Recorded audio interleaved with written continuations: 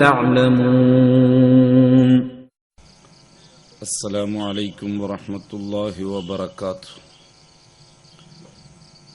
الحمد لله نحمده ونستعينه ونؤمن به ونتوكل عليه ونعوذ بالله من شرور أنفسنا ومن سيئات أعمالنا. من يهده الله فلا مضل له ومن يضلل فلا هادي له. وأشهد أن لا إله إلا الله وحده لا شريك له. وأشهد أن محمدا عبده ورسوله أرسله بالهدى ودين الحق ليظهره على الدين كله ولو كره المشركون. اللهم صل على محمد وعلى آل محمد كما صليت على إبراهيم وعلى آل إبراهيم إنك حميد مجيد. اللهم بارك على محمد وعلى آل محمد كما باركت على إبراهيم وعلى آل إبراهيم في العالمين إنك حميد مجيد. يا أيها الذين آمنوا اتقوا الله حق تقاته ولا تموتن إلا وأنتم مسلمون.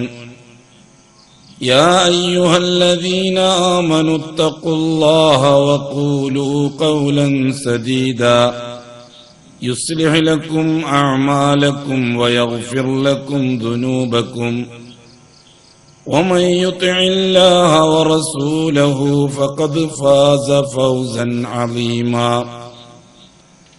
يا أيها الناس اتقوا ربكم الذي خلقكم من نفس واحدة وخلق منها زوجها وبث منهما رجالا كثيرا ونساء واتقوا الله الذي تساءلون به والأرحام إن الله كان عليكم رقيبا. أما بعد فإن أصدق الحديث كتاب الله وخير الهدي هدي محمد صلى الله عليه وسلم وشر الأمور محدثاتها وكل محدثة بدعة وكل بدعة ضلالة وكل ضلالة في النار. ബഹുമാനമുള്ള സഹോദരന്മാരെ, സഹോദരിമാരെ, അല്ലാഹു സുബ്ഹാനഹു വ തആല അമാനത്ത് ഏൽപ്പിക്കാൻ തെരഞ്ഞെടുത്തത് സൃഷ്ടികളിൽ നിന്ന് മനുഷ്യരെയാണ്.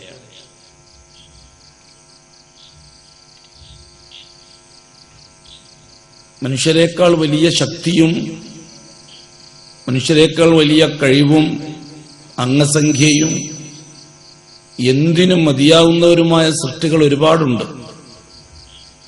ആ സൃഷ്ടികളെ അപേക്ഷിച്ച് മനുഷ്യൻ ബലഹീനനാണ്. ഖുലിഖൽ ഇൻസാനു ളഈഫ.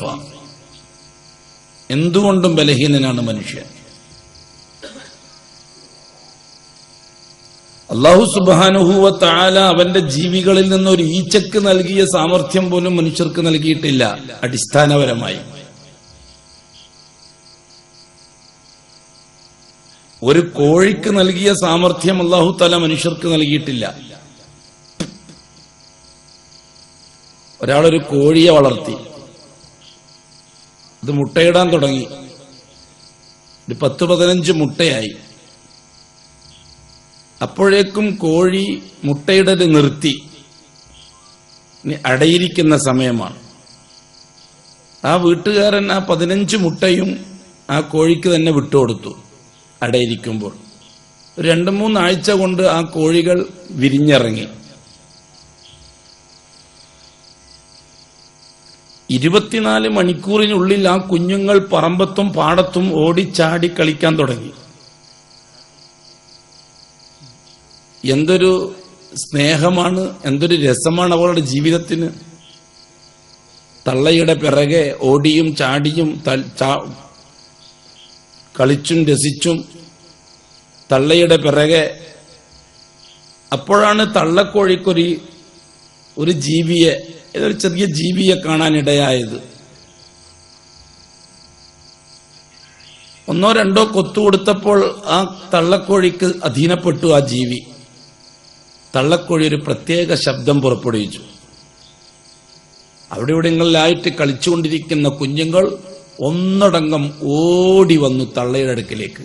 ശബ്ദം കേട്ടപ്പോൾ, മക്കളെ ഭക്ഷണം കിട്ടിയിട്ടുണ്ട് വന്നോളിൻ എന്നാണ് തള്ള പറഞ്ഞത് എന്ന് ആ കുഞ്ഞുങ്ങൾക്ക് മനസ്സിലായത് എവിടെന്നാണ്? ആരാണ് മനസ്സിലാക്കി കൊടുത്തത്? ഏത് ട്യൂഷൻ സെന്ററിൽ വെച്ചാണ് ആ ശബ്ദം നമ്മളെ വിളിക്കുന്ന ശബ്ദമാണെന്ന് ഈ കുഞ്ഞുങ്ങൾക്ക് കിട്ടിയത്? ഏത് അധ്യാപകനാണ് ആ കുഞ്ഞുങ്ങളെ അത് പഠിപ്പിച്ചത്? തള്ള ഒരു ശബ്ദം പുറപ്പെടുവിക്കും, അപ്പോൾ നിങ്ങൾ ഓടിച്ചെന്ന് ഭക്ഷണം കഴിച്ചു കൊള്ളണമെന്ന് ഇന്നലെ ജനിച്ച ആ കുഞ്ഞുങ്ങളെ ആരാണ് പഠിപ്പിച്ചത്? തള്ളക്കോഴി തന്റെ കുഞ്ഞുങ്ങൾക്ക് ആ ഇര വിട്ടുകൊടുത്തു. കുഞ്ഞുങ്ങൾ ആവതനുസരിച്ച് കൊത്തി വിഴുങ്ങുകയാണ്. ചെറിയ ചുണ്ടുകൊണ്ട് മനോഹരമായ രീതിയിൽ തിന്നുകൊണ്ടിരിക്കുക. അപ്പോഴാണ് ഒരു കാക്ക കുറുകെ ഓടിയത്. വേറൊരു രീതിയിലുള്ള ശബ്ദമാണ് തള്ളക്കോഴി പുറപ്പെടുവിച്ചത്, നേരത്തെ ശബ്ദമല്ല. നേരത്തെ വന്നോളൂ മക്കളെ എന്ന രീതിയിലാണ് ശബ്ദം, ഇപ്പോൾ ഓടിക്കോളൂ മക്കളെ എന്ന രീതിയിൽ. ശബ്ദം കേൾക്കേണ്ട താമസം. ആ ജീവിയെ വിട്ട് ചില കുഞ്ഞുങ്ങൾ വാഴത്തള്ളയിൽ പോയി ഒളിച്ചു, ചിലത് ചേരിത്തണ്ടയിൽ പോയി ഒളിച്ചു. ഒരു രക്ഷയും കിട്ടാത്തവർ തള്ളയുടെ ചിറകിൻ്റെ ഉള്ളിലും വന്നൊളിച്ചു. ഓടിക്കോളൂ മക്കളെ, കാക്ക വരുന്നുണ്ട് എന്നാണ്, ശത്രു വരുന്നുണ്ട് എന്നാണ് തള്ള പറഞ്ഞത് എന്ന് ഇന്നലെ ജനിച്ച കുഞ്ഞിന് മനസ്സിലായതെങ്ങനെ? ആര് മനസ്സിലാക്കി കൊടുത്തു? ഏത് ട്യൂഷൻ സെന്ററിൽ വെച്ചാണ്, ഏത് ട്യൂട്ടറാണ് ആ കുഞ്ഞുങ്ങൾക്ക് ഇങ്ങനൊരു സിഗ്നൽ കിട്ടിയാൽ ഓടിക്കൊള്ളണമെന്ന് പഠിപ്പിച്ചത്? അല്ലാഹു സുബ്ഹാനഹു വ തആല മനുഷ്യരല്ലാത്ത സകല സൃഷ്ടിജാലങ്ങളുടെയും അസ്തിത്വത്തിൽ തന്നെ, അതിന്റെ അസ്തിത്വ നിർമ്മാണത്തിൽ തന്നെ പൂർണ്ണതയുടെ മുഴുവൻ വശങ്ങളും അല്ലാഹു സംവിധാനിപ്പിച്ചിട്ടുണ്ട്. അത് അല്ലാഹുവിന്റെ ഖൽഖിന്റെ രീതിയാണ്, അല്ലാഹുവിന്റെ സൃഷ്ടിപ്പിന്റെ രീതിയാണ്. ഏത് ജീവിയെടുത്തൊക്കെ ഞാൻ ഉദാഹരണത്തിന് 1-2 പറഞ്ഞതേ ഉള്ളൂ. ഒരു 1-2 വയസ്സ് പ്രായമുള്ള കുഞ്ഞ്, പാല് കുടിക്കുന്ന കുഞ്ഞിട്ട് കരയുകയാണ്. ആ കുഞ്ഞിന് വേണ്ടി അടുക്കളയിൽ ഭക്ഷണം തയ്യാറാക്കി. അടുക്കളയിൽ നിന്ന് ഈ തള്ള, ഈ ഉമ്മ കൊക്കൊക്കൊന്ന് പറഞ്ഞാൽ ആ കുഞ്ഞ് എഴുന്നേറ്റ് വരും. കിടന്നിടത്തുനിന്ന് അവിടെ കൊണ്ട് കൊടുത്തേ പറ്റൂ, ആ കിടന്നിടത്ത് കൊണ്ട് കൊടുത്തേ പറ്റൂ. ഒരു നിവൃത്തിയും വേറെ ഇല്ല. ഇന്നലെ ജനിച്ച കോഴിക്കുഞ്ഞുങ്ങൾ വിളിച്ചെടുത്ത് വന്നില്ലേ, പിന്നെ നീ മാത്രം എന്തിവിടെ കിടക്കണത്, ഒരു വയസ്സായില്ലേ നിനക്കുന്നത്? ആ തള്ള പോയിട്ട് ആ കുഞ്ഞിനോട് പറഞ്ഞാൽ വല്ലതും നടക്കൂ? ഒന്നും നടക്കൂല. ഒരു പല്ലി അട്ടപ്പുറത്ത് കിടക്കുകയാണ്. കുഞ്ഞുങ്ങളെന്ത് ചെയ്തു? ഒരു കല്ലെടുത്തിട്ട് ഒരു ഏറ് കൊടുത്തു പല്ലിക്ക്. പല്ലി വാലും മുറിച്ചിട്ടിട്ട് മൂപ്പന്റെ വഴിക്ക് പോയി. പിന്നെ കുട്ടി വാലിന്റെ പിറകെ നോക്കാൻ തുടങ്ങി. രക്ഷപ്പെട്ടു. ആര് പഠിപ്പിച്ചത്? ഏത് എഞ്ചിനീയറിംഗ് കോളേജിൽ വെച്ചാണ് ഈ സിസ്റ്റം ഈ പല്ലി പഠിച്ചത്? ഏത് ട്യൂഷൻ സെന്ററിൽ വെച്ചാണ് ഈ പല്ലിക്ക് ഈ അറിവ് കിട്ടിയത്? ഇവിടുന്നും കിട്ടിയ അറിവല്ല, അല്ലാഹു തആല അതിന്റെ ജന്മത്തിൽ നൽകിയ അറിവാണ്. ഏത് ജീവികളെടുത്ത് നോക്കിയാലും ഇത്തരത്തിൽ ഒരു സംവിധാനം അതിന്റെ ജന്മത്തിൽ തന്നെ നൽകിയതായിട്ട് നമുക്ക് കാണാം. ഈ സംവിധാനങ്ങളൊന്നും മനുഷ്യർക്കില്ല. അതേസമയം സൃഷ്ടികളെ കൂട്ടത്തിൽ ഏറ്റവും ഉത്കൃഷ്ടനും ബഹുമാന്യനുമായ സൃഷ്ടി അള്ളാഹുവിന്റെ അടുക്കൽ മനുഷ്യരാണ് താനും. സാമർഥ്യം കൊണ്ടല്ല എന്നുള്ള കാര്യം വ്യക്തമായി, മിടുക്ക് കൊണ്ടല്ല എന്നുള്ള കാര്യവും വ്യക്തമായി. മനുഷ്യൻ എന്ന സൃഷ്ടിയുടെ സാമർഥ്യം കൊണ്ട് അല്ലാഹു തആല ആദരിച്ചു എന്ന് പറയാൻ നിവൃത്തിയില്ല. മനുഷ്യൻ എന്ന സൃഷ്ടിയുടെ മിടുക്ക് കൊണ്ട് അല്ലാഹു ആദരിച്ചു എന്ന് പറയാനും നിവൃത്തിയില്ല. കാരണം അതിനേക്കാൾ മിടുക്കുള്ള സൃഷ്ടികൾ ഒരുപടിയുണ്ട് ജീവിജാലങ്ങളുടെ കൂട്ടത്തിൽ. സാമർത്ഥ്യത്തിന്റെ കാര്യത്തിലാണെങ്കിൽ ആകെ മനുഷ്യന് 250 ഗ്രാം അരിയേ വേണ്ടുള്ളൂ ഒരു ദിവസം ജീവിക്കാൻ. 1 ടണ്ണ് 2 ടണ്ണ് ഭക്ഷണം ഒരു ദിവസം ആവശ്യമായ ജീവജാലങ്ങൾ അള്ളാഹുവിന്റെ സൃഷ്ടികളുടെ കൂട്ടത്തിലുണ്ട്. അപ്പൊ ആരോഗ്യത്തിന്റെ പരിഗണന വെച്ചുകൊണ്ടും അല്ല അള്ളാഹു തആല മനുഷ്യനെ പരിഗണിച്ചത്.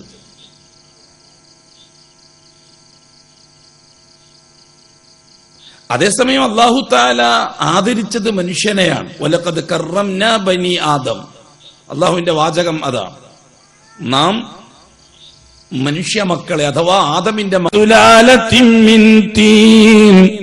ثم جعلناه نطفة في قرار مكين ثم خلقنا النطفة علقة فخلقنا العلقة مضغة فخلقنا المضغة عظاما ثم أنشأناه خلقا فكسونا العظام لحما ثم أنشأناه خلقا آخر فتبارك الله أحسن الخالقين. وقال أيضا ونقر في الأرحام ما نشاء إلى أجل مسمى ومنكم من يتوفى ومنكم من يرد إلى أرذل العمر لكي لا يعلم من بعد علم شيئا وقال ثم نخرجكم طفلا. എത്ര സുന്ദരമായിട്ട് അവനെ ഉൽപ്പത്തി എഴുതിയത് ഒരു ഇസ്ലാമിക് വിദ്യാർത്ഥി. കാരണം ചോദ്യം എന്താണ്? നിങ്ങൾക്കറിയുന്ന എഴുതുക എന്നാണ്. അതുകൊണ്ട് അറിവിന്റെ കൂട്ടത്തിൽ അവൻ അറിവിനെ പരിഗണിക്കും, ജഹിലിനെ മാറ്റിവെക്കും. വിദ്യാർത്ഥി SLCക്ക് എഴുതുന്ന വിദ്യാർത്ഥി അറിവിനെ പരിഗണിക്കും, ജഹിലിനെ മാറ്റിവെക്കും. അവൻ എഴുതി വലഖദ് ഖലഖനൽ ഇൻസാൻ, നിശ്ചയം മനുഷ്യനെ ഞാനാണ് നിർമ്മിച്ചത്. അള്ളാഹുവിന്റെ വാചകമാണ്. സുബ്ഹാനല്ലാഹ്, അള്ളാഹുവിന്റെ വാചകമാണ്. നിശ്ചയം മനുഷ്യനെ ഞാനാണ് നിർമ്മിച്ചത്. മിൻ നുത്ഫത്തിൻ മിൻ സുലാലത്തിൻ മിൻ മാഇൻ തീൻ, കളിമണ്ണിന്റെ ഒരു പിടി കളിമണ്ണിന്റെ സത്തയിൽ നിന്ന്, കളിമണ്ണിന്റെ സത്തയിൽ നിന്ന് മനുഷ്യ നിർമ്മാണം നടത്തിയത് ഞാനാണ്. ثم جعلناه نطفة في قرار مكين, അങ്ങനെ ആ മനുഷ്യരിൽ നിന്ന് ബീജോൽപാദനം നടത്തി ഞാൻ. ആ ബീജത്തെ പെണ്ണിന്റെ അണ്ഡവുമായി ബന്ധിപ്പിച്ച് ഗർഭാശയത്തിൽ എത്തിച്ചത് ഞാനാണ്. അള്ളാഹുവിന്റെ വാക്ക്. ثم جعلناه نطفة في قرار مكين, അതെ, ബീജത്തെയും അണ്ഡത്തെയും സംയോജിപ്പിച്ചുകൊണ്ട് ഗർഭാശയത്തിൽ സുരക്ഷിതമായി എത്തിച്ചത് ഞാനാണ്. ثم خلقنا النطفة علقة, പിന്നീട് ആ ബീജത്തെ ഭ്രൂണമാക്കി മാറ്റിയത് ഞാനാണ്. അള്ളാഹുവിന്റെ വാക്ക്. فخلقنا العلقة مضغة, ഭ്രൂണത്തെ 10-40 ദിവസം കൊണ്ട് മാംസപിണ്ഡമാക്കിയത് ഞാനാണ്. فخلقنا المضغة عظاما, ആ മാംസപിണ്ഡത്തെ കുറച്ച് ദിവസങ്ങൾ കൊണ്ട് ഗർഭാശയത്തിൽ അസ്ഥികൂടങ്ങളാക്കി പരിണമിപ്പിച്ചത് ഞാനാണ്. فكسونا العظام لحما, കുറച്ച് ദിവസം കൂടി കഴിഞ്ഞപ്പോൾ മാംസപേശികളെ കൊണ്ട് അസ്ഥികൂടങ്ങളെ പൊതിയുകയാണ് ഉണ്ടായത്. ثم أنشأناه خلقا آخر, അങ്ങനെ 4-ാമത്തെ മാസത്തോടെ ഗർഭാശയത്തിൽ ഒരു മനുഷ്യ കുഞ്ഞിനെ നാം നിർമ്മിച്ചെടുക്കുകയുണ്ടായി. ഫതബാറകല്ലാഹു അഹ്സനുൽ ഖാലിഖീൻ, സൃഷ്ടികളെ, ജീവജാലങ്ങളെ നിർമ്മിക്കാൻ അള്ളാഹു ഏറ്റവും യോഗ്യൻ തന്നെയാണ്. വനുഖിറു ഫിൽ അർഹാമി മാ നശാഉ ഇലാ അജലിൻ മുസമ്മാ, 4 മാസങ്ങൾക്ക് ശേഷം ഒരു നിശ്ചിത കാലാവധി ഗർഭാശയത്തിൽ ആ മനുഷ്യ കുഞ്ഞിനെ വളർത്തിക്കൊണ്ടുവന്നത് ഞാനാണ്. സുമ്മ നുഖ്രിജുകും തിഫ്ലാ, അങ്ങനെ മാസം നിശ്ചയിക്കപ്പെട്ട ദിവസം പൂർത്തിയായപ്പോൾ ഗർഭാശയത്തിൽ നിന്ന് ആ കുഞ്ഞിനെ ഭൂമിയിലേക്ക് ഒരു കുഞ്ഞായിട്ട് കൊണ്ടുവന്നതും ഞാനാണ്. ഇതാണ് മനുഷ്യോൽപത്തിയെ സംബന്ധിച്ച് എനിക്കറിയാവുന്ന കാര്യങ്ങൾ എന്ന് ആ കുട്ടി എഴുതി. എത്ര മാർക്ക് കിട്ടും? എത്ര മാർക്ക് കിട്ടും? മാർക്ക് കിട്ടുന്നുള്ള കാര്യം പിടി. ഈ കൂട്ടത്തിൽ ഏതെങ്കിലും MSc BSc സാറന്മാരുണ്ടെങ്കിൽ നിങ്ങൾ എത്ര മാർക്ക് കൊടുക്കും? അത് കിട്ടുന്ന കാര്യം കാണുമല്ലോ. BSc MSc പേരിന്റെ പിറകിൽ അക്ഷരമാലകളും കൊണ്ട് നടക്കുന്നവർ കാണുമല്ലോ. ജീവിതത്തിൽ ഏറ്റവും വലിയ സൗഭാഗ്യത എന്ന് പറഞ്ഞിട്ട്. എന്നാ പറ, ഈ കുട്ടിക്ക് എത്ര മാർക്ക് കൊടുക്കും? അദ്ദേഹം പറയുന്ന 0 മാർക്ക് കിട്ടും. 0 എന്ന് പറയുന്ന അണക്കുണ്ടെങ്കിൽ ബാലില്ലാത്ത 6 എന്ന് പറഞ്ഞാലും കുഴപ്പമൊന്നുമില്ല. മാർക്ക് കൊടുക്കും.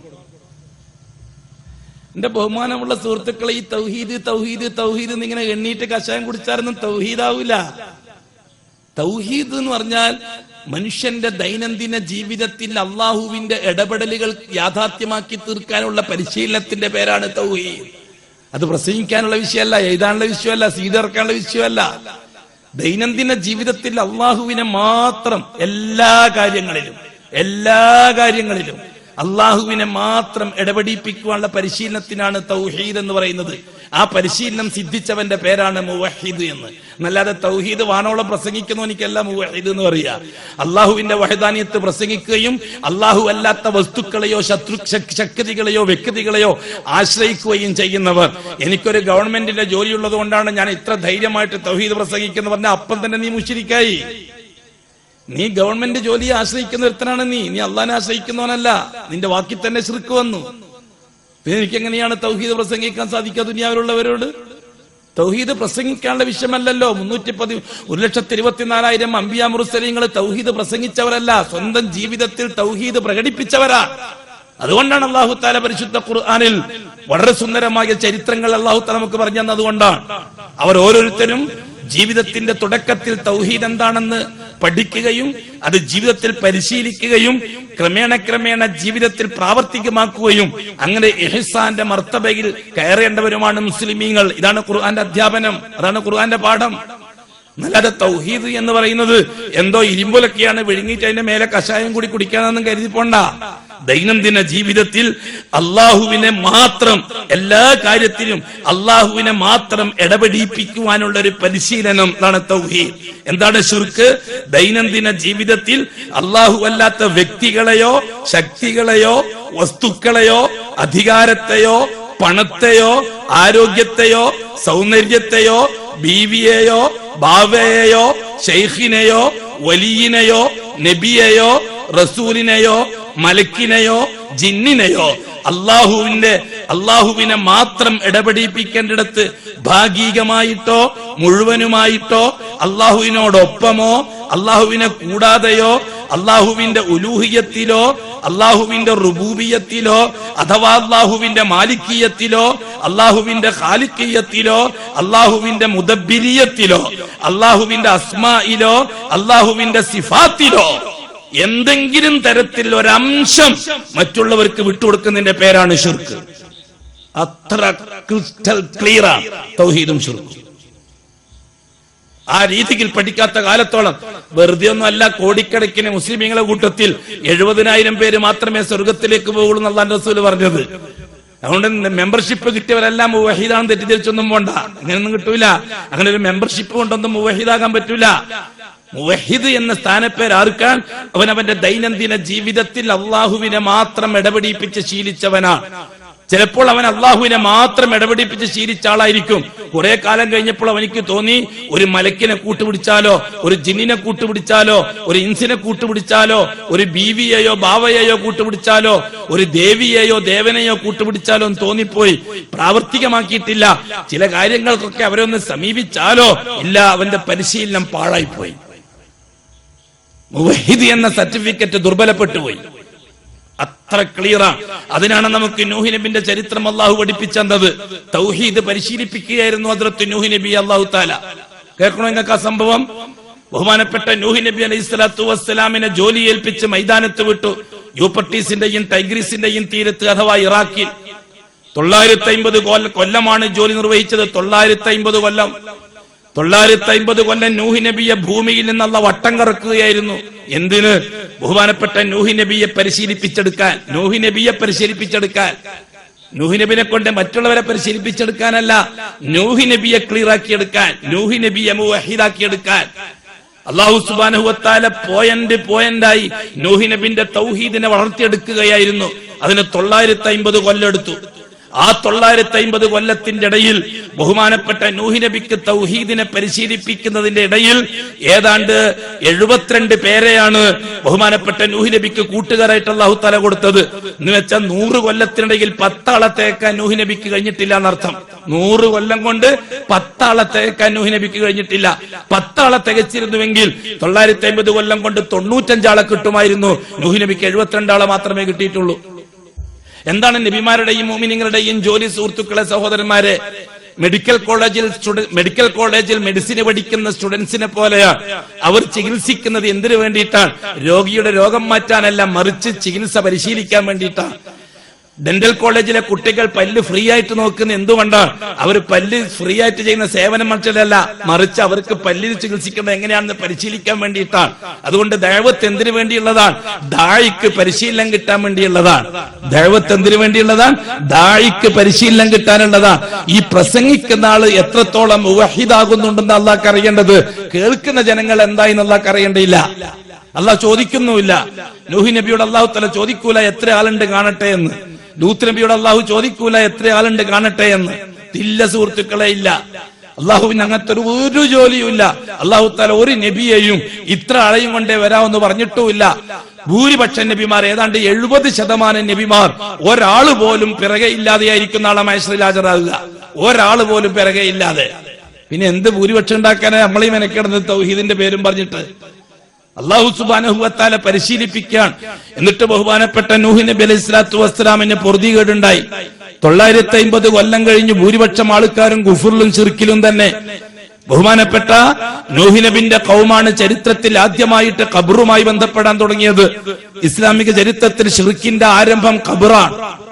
ബഹുമാനപ്പെട്ട ആദം നബി അലൈഹി സ്വലാത്തു വസ്സലാമിന്റെ കാലം ക്ലിയറാണ്. ഇഖ്ലാസിന്റെ മുഖ്ലിസിന്റെ കാലമാണ്. മുവഹിദുകളാണ് എല്ലാവരും. ആരും ശിർക്കിലെത്തിയില്ല. ശീസ് നബി അലൈഹി സ്വലാത്തു വസ്സലാമിന്റെ കാലം ആരും ശിർക്കിലെത്തിയില്ല. ബഹുമാനപ്പെട്ട ഇദ്രീസ് നബിന്റെ കാലം ആരും ശിർക്കിലെത്തിയില്ല. അതുകൊണ്ടാണ് അവർക്കൊന്നും റിസാലത്ത് കിട്ടാതിരുന്നത്, റിസാലത്ത് കൊടുക്കാതിരുന്നത്. റസൂലിന്റെ ആവശ്യമില്ലാത്തത് കൊണ്ട്. ശിർക്കും കുഫറും എവിടെയാണോ മുസ്ലിമീങ്ങളിൽ ഉണ്ടാകുന്നത്, അവിടെയാണ് അല്ലാഹു തആല റസൂലുകളെ അയക്കാറ്. ആദം അലൈഹി സ്വലാത്തു വസ്സലാമിന്റെ മക്കള് പ്യൂർ മുസ്ലിമീങ്ങളാണ്. ഒന്നാം തലമുറ. രണ്ടാമത്തെ തലമുറ പ്യൂർ മുസ്ലിമീങ്ങളാണ്. മൂന്നാമത്തെ തലമുറ പ്യൂർ മുസ്ലിമീങ്ങളാണ്. ആദം അലൈഹി സ്വലാത്തു വസ്സലാമിന്റെ വഫാത്ത് കഴിഞ്ഞു. അതിനുശേഷം ശൈത്താൻ ആ മുസ്ലിമീങ്ങൾക്കിടയിൽ വസ്വാസ് ഉണ്ടാക്കി. ശൈത്താൻ അവരെ ഉപദേശിച്ചത് എന്താണ്? നിങ്ങളുടെ കൂട്ടത്തിൽ ഒരു മഹാനുണ്ടല്ലോ, അള്ളാഹു മഹാൻ എന്ന് വിശേഷിപ്പിച്ച ആള് ആദമിന്റെ രണ്ടാമത്തെ ആൺകുട്ടി ബഹുമാനപ്പെട്ട ഹാബീൽ റഹ്മഹുല്ല. അദ്ദേഹം ഷഹീദാണ്. അള്ളാഹ്ക്ക് ഇഷ്ടപ്പെട്ട മഹാനാണ്, മുത്തഖിയായ മനുഷ്യനാണ്. ഇത്ര നല്ലൊരു മനുഷ്യൻ മരിച്ചു പിരിഞ്ഞിട്ട് നിങ്ങളുടെ കൂട്ടത്തിൽ ഉണ്ടായിട്ടും അദ്ദേഹത്തെ നിങ്ങൾ ഉപയോഗപ്പെടുത്തുന്നില്ലല്ലോ. അള്ളാഹുവിൽ നിന്ന് കിട്ടാനുള്ള ആനുകൂല്യം ഈ മഹാനായ ഹാബീൽ എന്ന് പറയുന്ന ഷെയ്ഖിനെയും വെച്ചുകൊണ്ട് നിങ്ങൾക്ക് ഉപയോഗിക്കാവുന്നതല്ലേ ഉള്ളൂ. അള്ളാഹു തആല മുത്തഖി എന്ന് ഹാബീലിനെ പറ്റി പറഞ്ഞതല്ലേ? ഖുർബാൻ ചെയ്തപ്പോൾ വത്തിലു അലൈഹിം നബഅ ബിനി ആദമ ബിൽ ഹഖ് ഇദ് ഖറബാ ഖുർബാന ഫതുഖബ്ബല മിൻ അഹദിഹിമാ വലം യുതഖബ്ബൽ മിനൽ ആഖർ ഇന്നമാ യതഖബ്ബലു അല്ലാഹു മിനൽ മുത്തഖീൻ. ഹാബീലും ഖാബീലും ഖുർബാൻ നടത്തിയപ്പോൾ ഹാബീലിന്റെ ഖുർബാൻ അല്ലാഹ് സ്വീകരിച്ചു എന്നും ഖാബീലിന്റേത് തള്ളിയെന്നും ഹാബീൽ മുത്തഖിയായതുകൊണ്ടാണ് സ്വീകരിച്ചതെന്നും പരിശുദ്ധ ഖുർആൻ വരെ നമുക്ക് പരിചയപ്പെടുത്തിയിട്ടുണ്ട്. എങ്കിൽ ശൈത്താൻ അന്ന് ഉപദേശിച്ചത് ഈ ഹാബീൽ എന്ന് പറയുന്ന മഹാനായ വലി നിങ്ങളുടെ കൂട്ടത്തിൽ നിന്ന് മരിച്ചു പിരിഞ്ഞ ഖബറിൽ കിടക്കുന്ന നിങ്ങൾ കാണുന്നില്ലേ? നിങ്ങൾ അള്ളാഹുവിന്റെ മുമ്പിൽ എത്തിപ്പെടാൻ നിങ്ങൾക്ക് എന്താണ് യോഗ്യത? നിങ്ങൾ നൂറ്റാണ്ടുകൾ പിന്നിട്ടവരല്ലേ? എന്ന് ആദം നബി ജീവിച്ചിരിപ്പില്ല. നിങ്ങളാണട്ടെ പാപികൾ, ജീവിതത്തിൽ തെറ്റുകുറ്റങ്ങൾ സംഭവിക്കുന്നവർ. നിങ്ങൾ അള്ളാഹുവിനെ മാത്രം വിളിക്കുന്നവർ, അഅ്മാലിൽ ആദമീ ശരീഅത്തിന് വിരുദ്ധമായി ചിലതൊക്കെ പ്രവർത്തിക്കുന്നവർ. അതുകൊണ്ട് അള്ളാഹുമായിട്ട് അടുക്കാൻ നിങ്ങൾക്ക് യോഗ്യത കുറവാണ്. അതുകൊണ്ട് അള്ളാഹുവിലേക്ക് നേരിട്ട് ബന്ധപ്പെടാൻ നിങ്ങൾക്ക് കഴിയില്ല. അള്ളാഹ് എന്ന് പറഞ്ഞാൽ പവർ സ്റ്റേഷനാണ്. നിങ്ങളൊക്കെ 50ന്റെ ബൾബാണ്. നേരിട്ട് കണക്ഷൻ എടുത്താൽ പീസായി പോകും. അതുകൊണ്ട് ശൈത്താൻ അവരെ ഉപദേശിച്ചു, നിങ്ങൾ പീസായി പോകുന്നതിനെ പേടിക്കും. നിങ്ങൾ എന്താ വേണ്ടത്? നിങ്ങൾ ട്രാൻസ്ഫോമർ സ്ഥാപിക്കണം. ട്രാൻസ്ഫോമറായിട്ട് ഈ ഹാബീലിനെ എത്ര സുന്ദരമായിട്ട് നിങ്ങൾക്ക് ഉപയോഗിക്കാൻ പറ്റും. അള്ളാഹു മുത്തഖിയാണെന്ന് വിശേഷിപ്പിച്ച മനുഷ്യനല്ലേ ഹാബീൽ?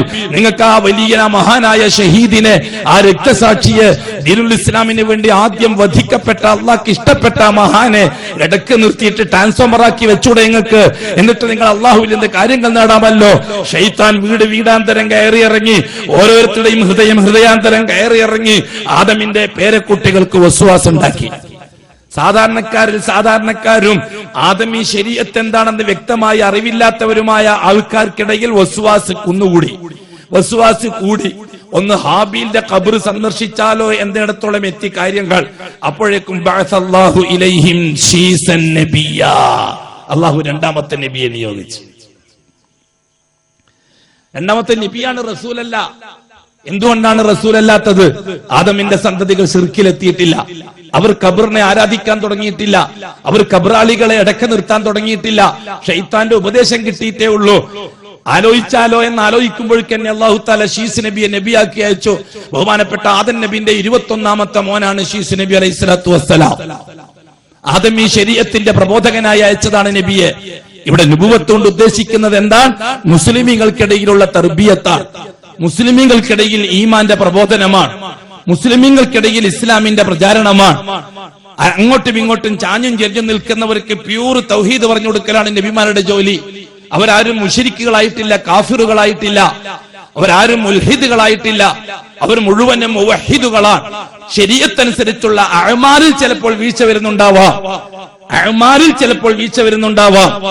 ഈ അഅ്മാലിന്റെ വീഴ്ചയെ ഉപയോഗിച്ചിട്ടാണ് ശൈത്താൻ കടക്കുക. അതാണ് ക്രമത്തിൽ ശിർക്കിൽ എത്തിച്ചേരുക, അതാണ് ക്രമത്തിൽ ശിർക്കിൽ എത്തിച്ചേരുക. ബഹുമാനപ്പെട്ട ശീസ് നബി അലൈഹി സ്വലാത്തു വസ്സലാം വീടാന്തരം കയറി ഇറങ്ങി. ദാ അരുത് കേട്ടോ, അരുത്. അള്ളാഹുവിനെ അംഗീകരിച്ച് ജീവിച്ചുപോയ മഹാനാണ് ഹാബീൽ. അദ്ദേഹം ബർസഖിന്റെ ലോകത്തേക്ക് പോയി. ഇനി അദ്ദേഹത്തിന് ദുനിയാവിന്റെ ഒരു കാര്യത്തിനും ഏർപ്പാടുകളില്ല, ദുനിയാവിന്റെ ഒരു കാര്യത്തിലും ഇടപെടലുകളില്ല. ബർസഖിന്റെ ലോകത്തുനിന്ന് ദുനിയാവിന്റെ ലോകത്തേക്ക് തിരിച്ചു വരുന്ന പ്രശ്നമില്ല. അതുകൊണ്ട് നിങ്ങൾ അവരുമായി ബന്ധപ്പെടുന്നത് അബദ്ധം ചെയ്യും. അതുകൊണ്ട് ശൈത്താന്റെ ഉപദേശം നിങ്ങൾക്കിടയിൽ പടർന്നു പിടിച്ചിട്ടുണ്ടെന്നല്ല കാര്യം, നിങ്ങളുടെ വാക്കുകൊണ്ടും പ്രവൃത്തി കൊണ്ടും ഏതാണ്ട് മനസ്സിലായി തുടങ്ങിയിട്ടുണ്ട്. അപകടമാണ് കേട്ടോ. അവരെ മുഴുവനും തൗഹീദിലേക്ക് എത്തിച്ചു. ബഹുമാനപ്പെട്ട ശീസ് നബി അലൈഹി സ്വലാത്തു വസ്സലാം, മതി, ഞങ്ങൾക്ക് അല്ലാഹു മാത്രം മതി. ഹസ്ബി അല്ലാഹ് ലാ ഇലാഹ ഇല്ലാഹു അലൈഹി തവക്കൽതു വഹുവ റബ്ബുൽ അർശിൽ അളീം. സുബ്ഹാനല്ലാഹ്. ആ തലമുറ ശിർക്കിൽ നിന്ന് രക്ഷപ്പെട്ടു. കാലം കുറച്ചുകൂടി കഴിഞ്ഞു. ബഹുമാനപ്പെട്ട ശീസ് അലൈഹി സ്വലാത്തു വസ്സലാം വഫാത്തായി. ഓരോ പ്രവാചകൻ വഫാത്തായിട്ട് കാലങ്ങൾക്കുള്ളിൽ തന്നെ ജീർണതകൾ വീണ്ടും ആരംഭിക്കാൻ തുടങ്ങും. നിലവിലുള്ള ശരീഅത്ത് ആദമീ ശരീഅത്താണ്. ആദമീ ശരീഅത്തനുസരിച്ച് ജീവിക്കുന്ന മുസ്ലിമീങ്ങൾക്കിടയിൽ അല്ലറ ചില്ലറ പാപങ്ങളും കുറ്റകൃത്യങ്ങളും വരാൻ തുടങ്ങി. ശൈത്താൻ പ്രവേശിച്ചു.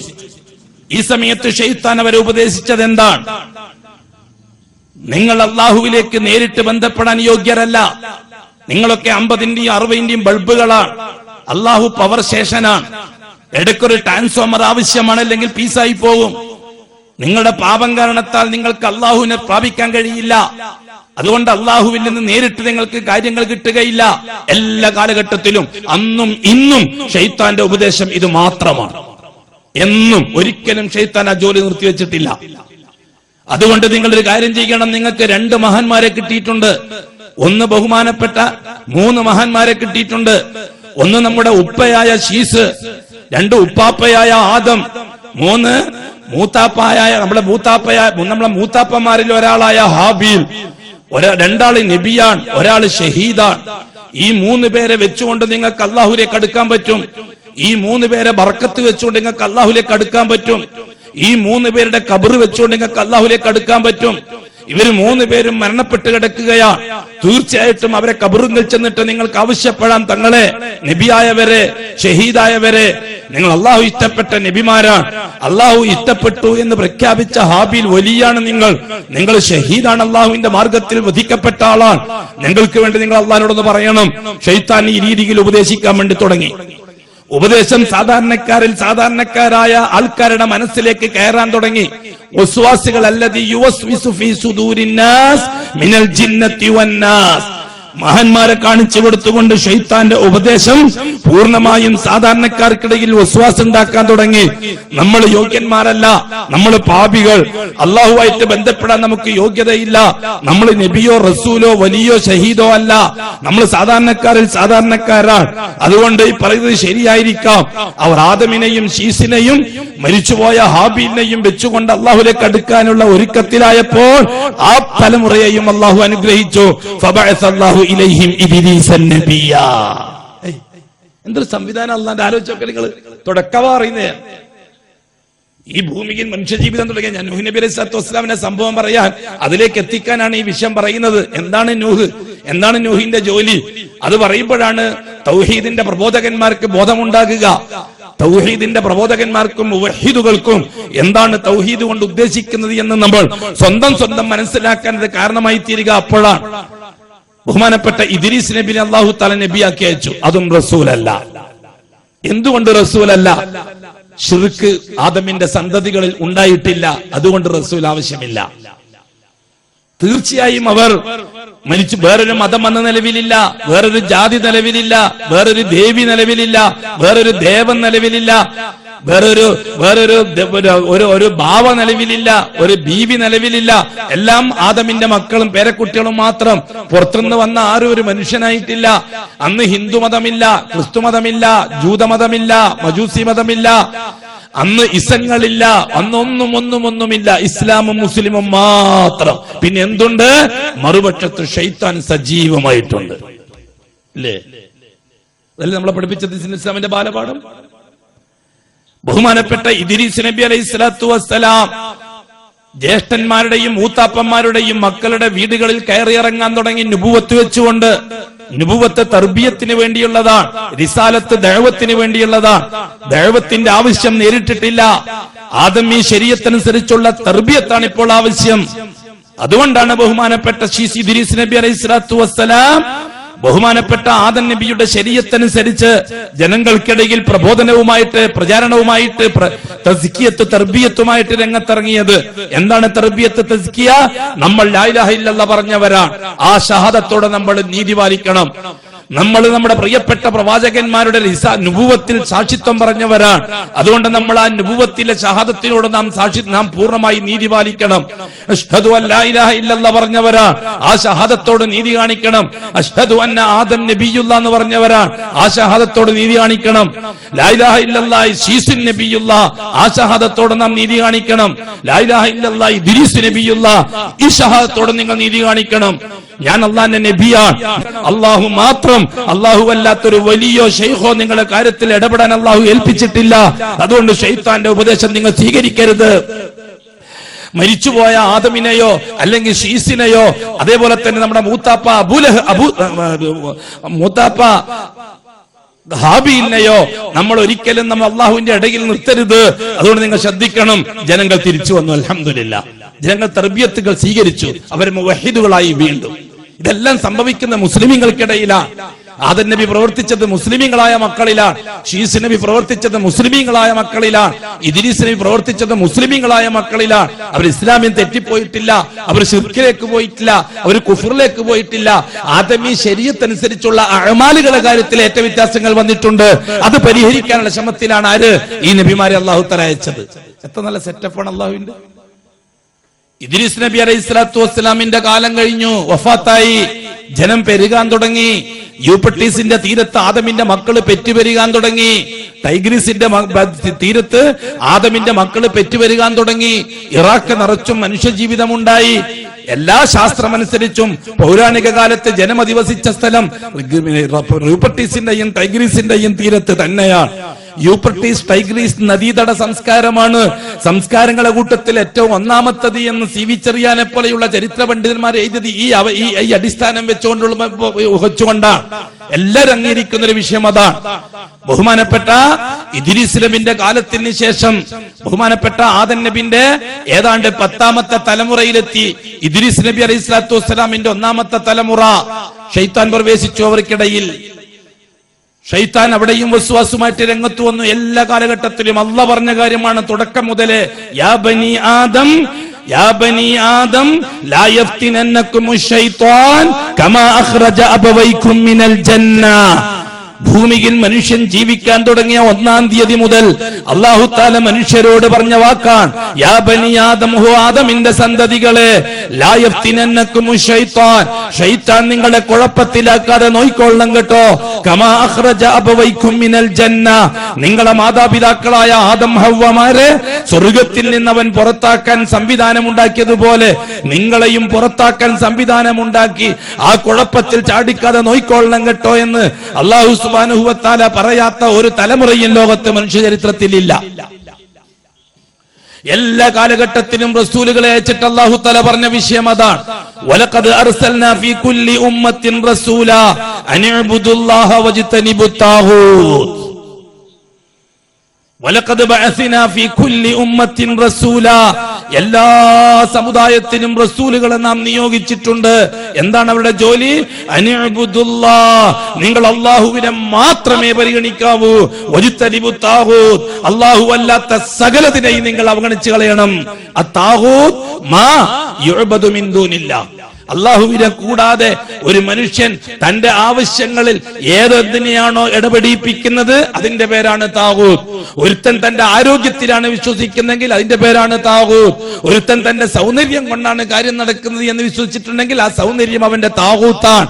ഒരുത്തൻ തന്റെ അധികാരം കൊണ്ടാണ് കാര്യം നടക്കുന്നത് വിശ്വസിച്ചാൽ അധികാരം താഗൂത്താണ്. ഒരുത്തൻ ദേവിയെ കൊണ്ടാണ് കാര്യം നടക്കുന്നത് വിശ്വസിച്ചാൽ ആ ദേവി താഗൂത്താണ്. ഒരുത്തൻ വലിയനെ കൊണ്ടാണ് കാര്യം നടക്കുന്നത് വിശ്വസിച്ചിട്ടുണ്ടെങ്കിൽ ആ വലിയ താഗൂത്താണ്. ഒരുത്തൻ ജീവിച്ചിരിക്കുന്ന ആൾ ദൈവത്തെ കൊണ്ടാണ് കാര്യം നടക്കുന്നത് വിശ്വസിച്ചിട്ടുണ്ടെങ്കിൽ ആ ആൾ ദൈവം താഗൂത്താണ്. ഒരുത്തൻ നബിയെ കൊണ്ടാണ് കാര്യം നടക്കുന്നത് വിശ്വസിച്ചിട്ടുണ്ടെങ്കിൽ ആ നബി താഗൂത്താണ്. ഒരുത്തൻ റസൂലിനെ കൊണ്ടാണ് കാര്യം നടക്കുന്നത് വിശ്വസിച്ചിട്ടുണ്ടെങ്കിൽ അവന്റെ ദൃഷ്ടിയിൽ ആ റസൂൽ താഗൂത്താണ്. വജ്തനിബു താഗൂത്ത് അനിഅ്ബുദുല്ലാഹ്. അതുകൊണ്ട് നിന്റെ കാര്യങ്ങൾ നടത്താൻ ഈ പറയപ്പെട്ട ഒന്നിനും ഒരു തരത്തിലുള്ള അധികാരവും അല്ലാഹു വകവെച്ചു കൊടുത്തിട്ടില്ല. വജ്തനിബു താഗൂത്ത്, അതുകൊണ്ട് താഗൂത്തുകളെ വെടിഞ്ഞേ പറ്റൂ എന്ന് പറയാൻ വേണ്ടിയാൻ എല്ലാ സമുദായത്തിലും റസൂലുകളെ അയച്ചിട്ടുണ്ട് എന്നല്ലാഹ്.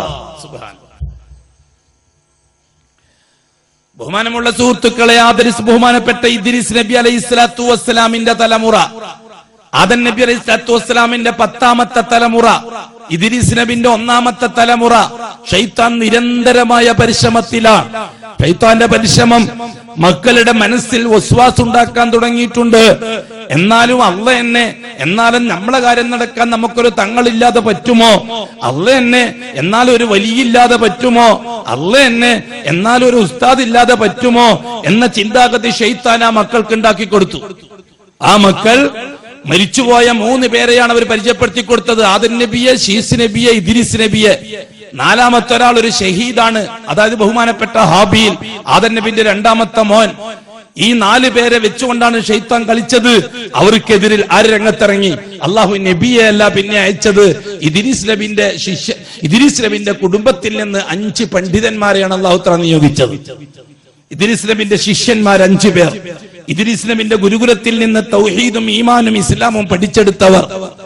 ഇദ്രീസ് നബി അലൈഹിസ്സലാത്തു വസ്സലാമിന്റെ പാഠശാലയിൽ നിന്ന് തൗഹീദ് പഠിച്ച് മനസ്സിലാക്കിയവർ 5 മഹാപണ്ഡിതന്മാർ. ഇബ്നു അബ്ബാസിനെ തൊട്ട് റിപ്പോർട്ട് ചെയ്ത ഒരു ഹദീസിൽ അസ്റഫുൽ ഖൽഖായ തങ്ങൾ ആ കാര്യം വിശദീകരിച്ചിട്ടുണ്ട്. അല്ലാഹു സുബ്ഹാനഹു വ തആല ആ കാലഘട്ടത്തിൽ ആ സമൂഹത്തില് 5 ശൈഖന്മാരെയാണ് അവരോധിച്ചത്. ഇൽമു ഉപയോഗിച്ചുകൊണ്ട്, നാവ് ഉപയോഗിച്ചുകൊണ്ട്, ഉപദേശം ഉപയോഗിച്ചുകൊണ്ട് സാധാരണക്കാരുടെ വീടുകളിലും മറ്റും കയറിച്ചെന്ന് അള്ളാന്റെ വഹദാനിയത്ത് പറഞ്ഞു കൊടുക്കുക, അല്ലാത്തത് ശിർക്കാണെന്ന് ബോധ്യപ്പിച്ചു കൊടുക്കുക, മനുഷ്യ മനസ്സുകളിൽ ഉണ്ടായ സംശയം ദൂരീകരിച്ചു കൊടുക്കുക.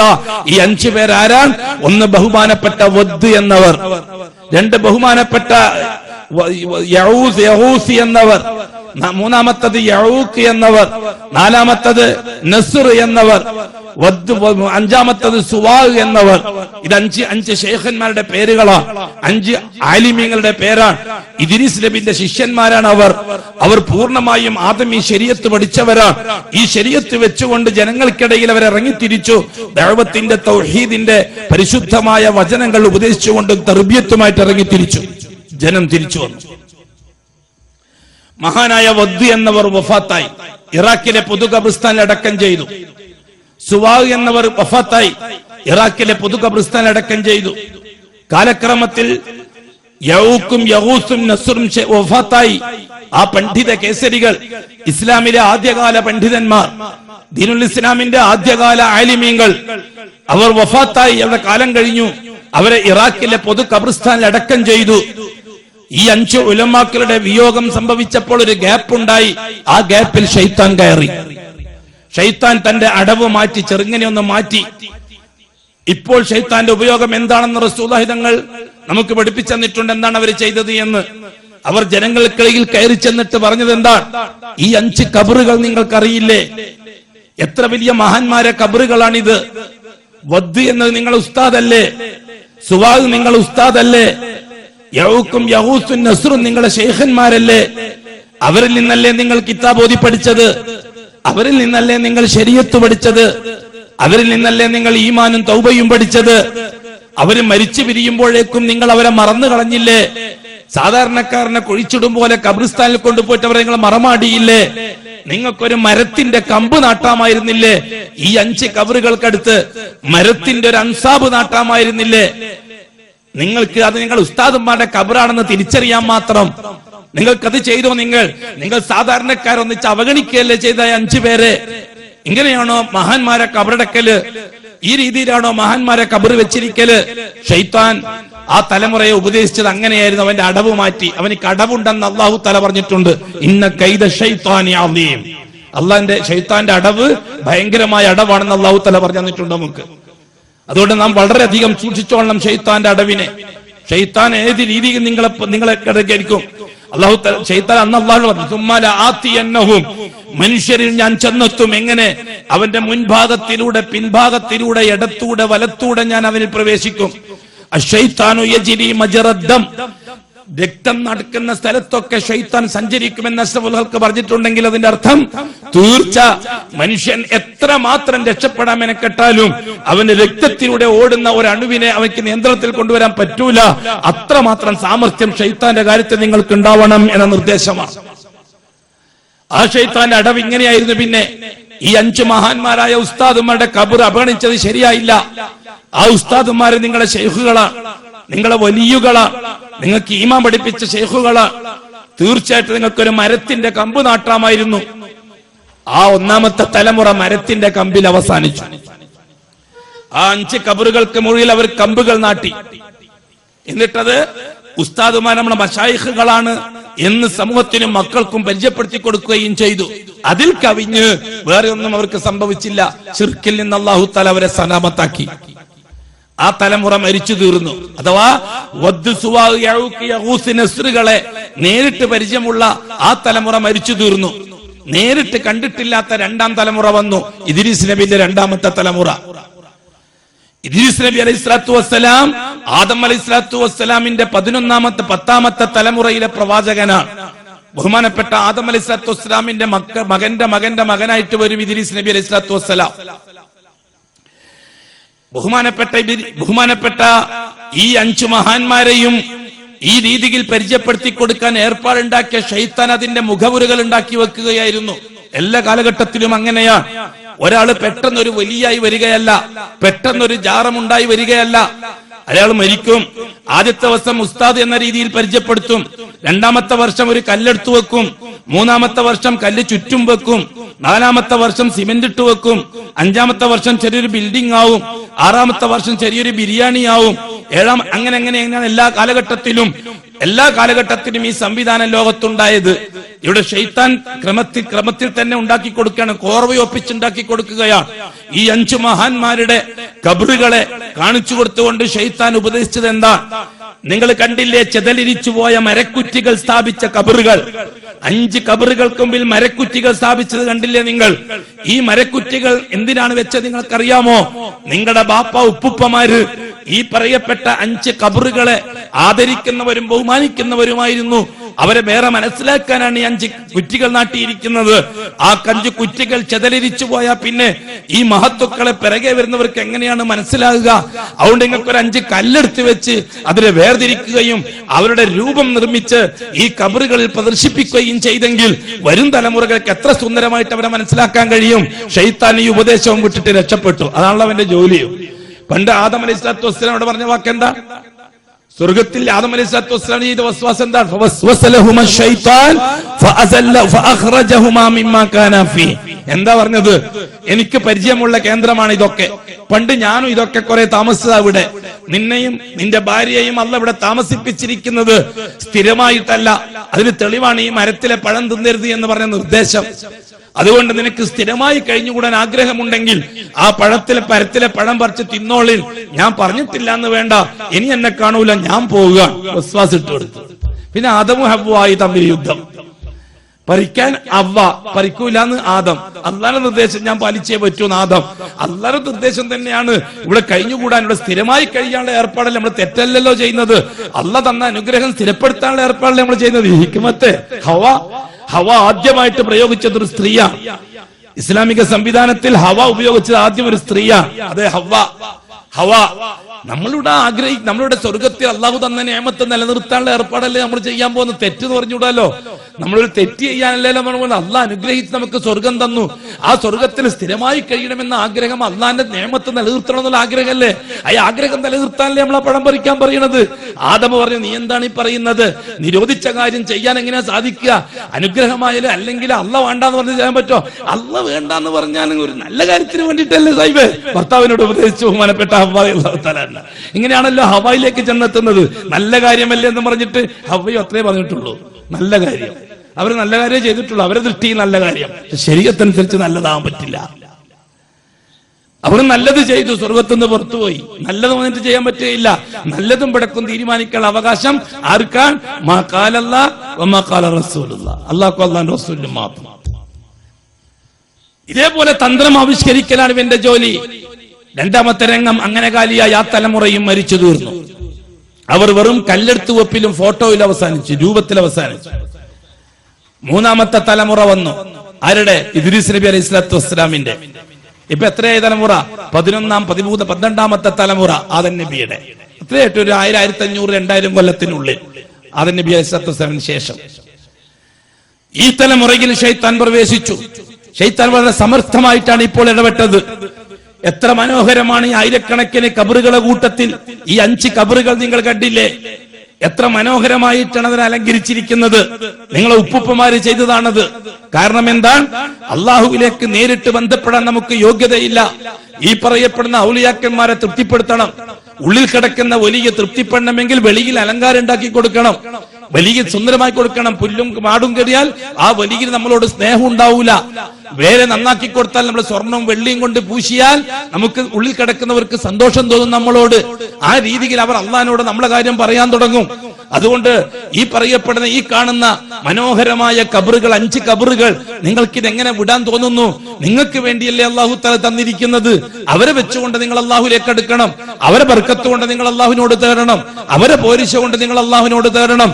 ശൈത്താൻ ആ 3ാമത്തെ തലമുറയെ അഥവാ ആദം നബിയുടെ 12ാമത്തെ തലമുറയെ നിരന്തരം പ്രേരിപ്പിച്ച് ആ തലമുറ ഖബറുമായി ബന്ധപ്പെട്ടുകൊണ്ട് അള്ളാഹുവിലേക്ക് ചെന്നെത്തവരായി. ഇസ്ലാമിക ചരിത്രത്തിൽ ആദ്യം സംഭവിച്ച ശിർക്കതായിരുന്നു. ചരിത്രം പരിശോധിച്ചു നോക്കി, പൂർണ്ണമായ രീതിയിൽ പരിശോധിച്ചു നോക്കി. ഇസ്ലാം ആദം അലൈഹി സ്വലാത്തു വസ്സലാമിന് കിട്ടിയ കനി, അള്ളാഹു നേരിട്ട് ആദം നബിക്ക് കൊടുത്ത ദീൻ, ലാ ഇലാഹ ഇല്ലല്ലാഹ്, ശരീഅത്ത്, ആദമിന്റെ ശരീഅത്ത്, ആദം നബിയുല്ലാഹ്, ഇതാണ് ഇസ്ലാം. നേരെ തൊട്ടപ്പുറത്ത് ശിർക്കിന്റെ വഴിയിൽ ആദ്യമായിട്ട് വരുന്ന രംഗം ബഹുമാനപ്പെട്ട ആദം നബിന്റെ 11ാമത്തെ തലമുറയിലാണ് ആദ്യത്തെ ശിർക്ക് വരുന്നത്. 11ാമത്തെ തലമുറയിൽ. അതുവരെ ക്ലിയർ ഈമാനിലുള്ളവർ, പ്യൂർ മുസ്ലിമീങ്ങൾ, പ്യൂർ മുഅ്മിനീങ്ങൾ.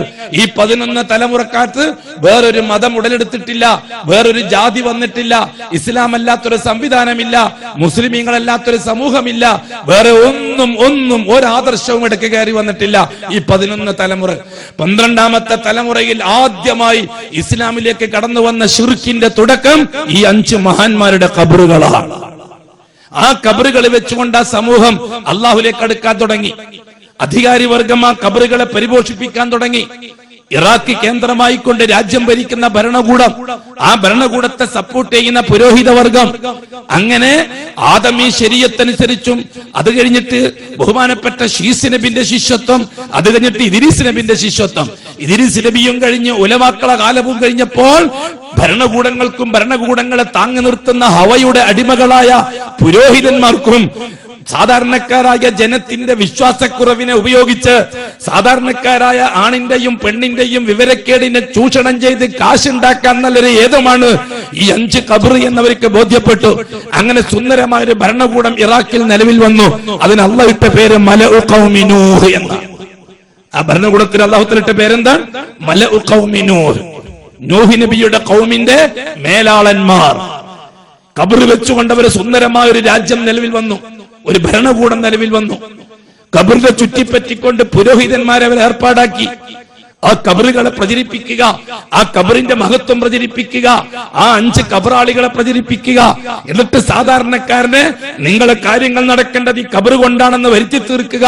എന്നിട്ട് സാധാരണക്കാരായ ആണുങ്ങളുടെയും പെണ്ണുങ്ങളുടെയും ആവശ്യങ്ങളുമായി കബറിന്റെ അടുക്കൽ വരിക. അവരോട് വൻ തുകകൾ നേർച്ചയായി സ്വീകരിക്കുക. അവരോട് വൻ തുകകൾ അവരുടെ വിവരക്കെന്നെ ചൂഷണം ചെയ്തുകൊണ്ട് കൊള്ളയടിക്കുക.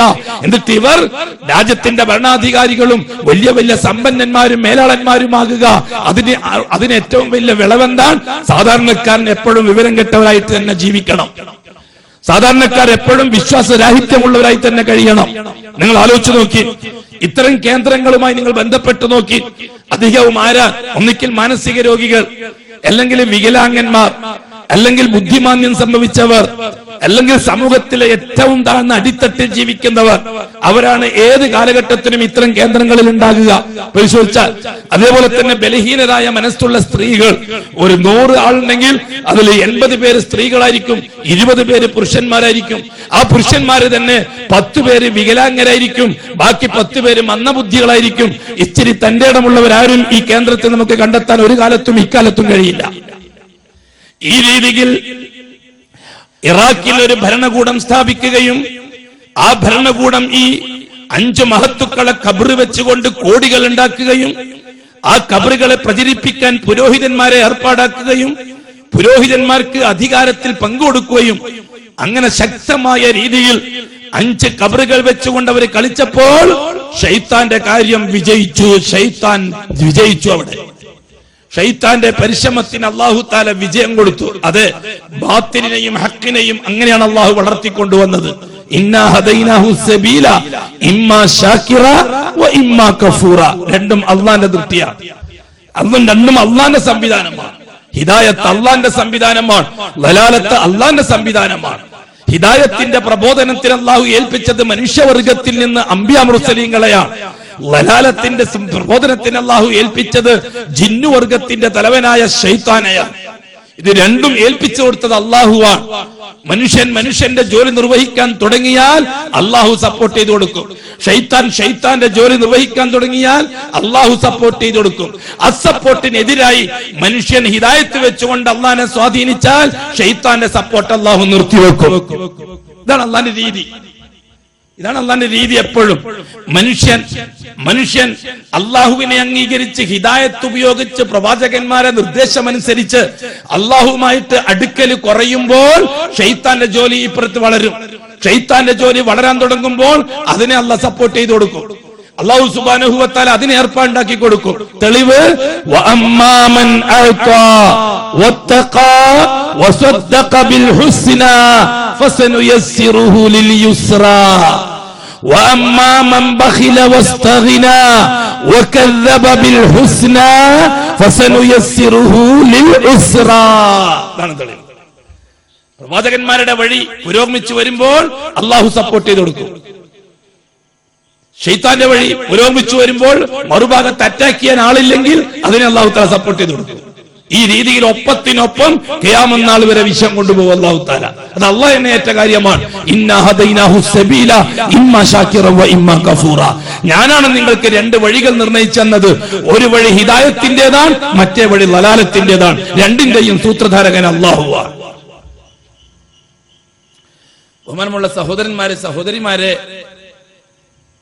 സാധാരണ നമ്മുടെ രീതി അല്ലെങ്കിൽ നിങ്ങളൊരു കാര്യം അറിയിക്കുന്നു. ഇടക്ക് ആ സഹോദരങ്ങൾ ഈ പരിപാടി ഈ രീതിയിൽ സംഘടിപ്പിക്കാൻ ആ കുട്ടികൾക്ക് സാമ്പത്തികം ആവശ്യമാണ്.